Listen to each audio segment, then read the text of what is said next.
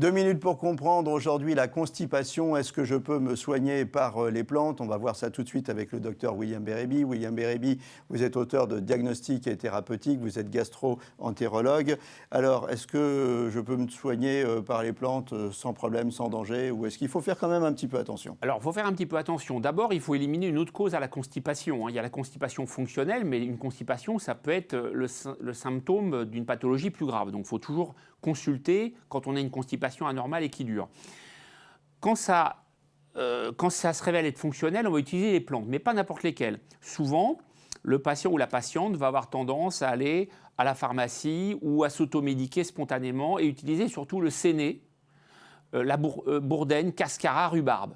Alors le séné, très utilisé. La particularité du séné, c'est que c'est efficace, mais que ça va progressivement paralyser l'intestin si c'est pris au long cours. Et il va y avoir une accoutumance qui va faire que le patient ou la patiente va devoir augmenter sa dose pour avoir le même effet. Donc ce n'est pas un choix pertinent à moyen terme.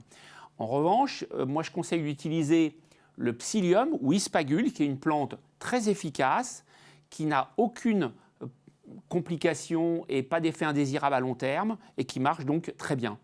On peut y associer d'ailleurs, souvent, quand les patients sont constipés, ils ont souvent des ballonnements. J'utilise aussi volontiers la menthe poivrée, qui est une autre plante qui complète donc l'effet du psyllium.